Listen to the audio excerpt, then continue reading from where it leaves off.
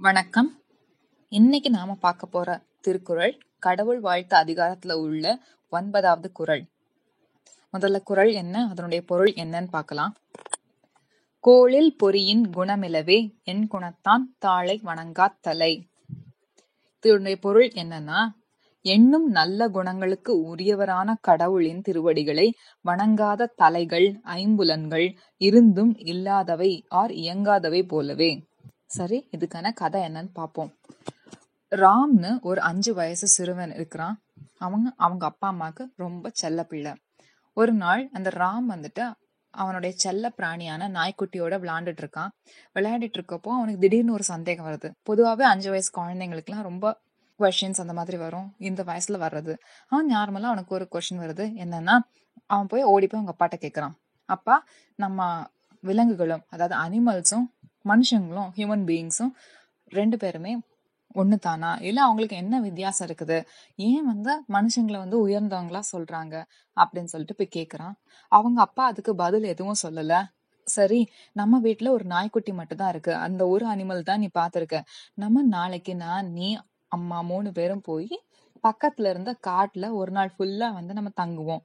Tent அடிச்சு தங்கி நம்ம என்ன நடக்குது, என்ன விலங்குகள்லாம் என்ன பண்ணுதுன்னு பாத்துட்டு அதுக்கப்புறம் உனக்கு என்ன புரியுதுன்னு சொல்லு, நான் அதுக்கு பதில் சொல்றேன் அப்படின்னு சொல்றாரு.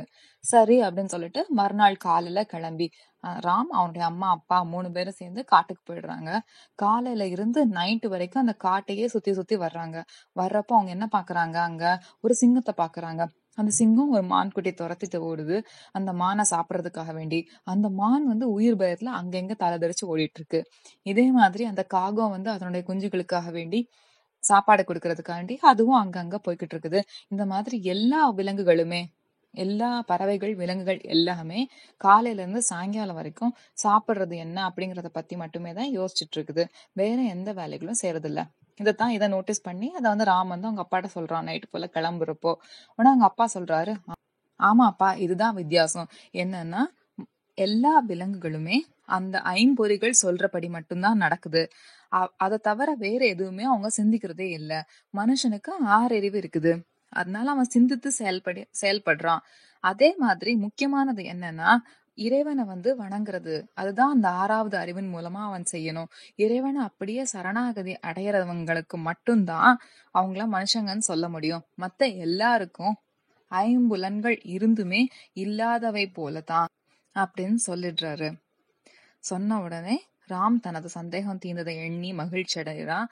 3 பேரும் சேர்ந்து வீடு திரும்பிடுறாங்க. இதைத்தான் திருக்குறளும் என்ன சொல்லுதுன்னா, கோளில் பொறியின் குணமிலவே என் குணத்தான் தாளை வணங்கா தலை. எண்ணும் நல்ல குணங்களுக்கு உரியவரான கடவுளின் திருவடிகளை வணங்காத தலைகள் ஐம்புலன்கள் இருந்தும் இல்லாதவை போலவே. இந்த கதை உங்களுக்கு பிடிச்சிருந்ததுன்னா லைக் பண்ணுங்க, ஷேர் பண்ணுங்க, கமெண்ட் பண்ணுங்க, சப்ஸ்கிரைப் பண்ணுங்க. நன்றி.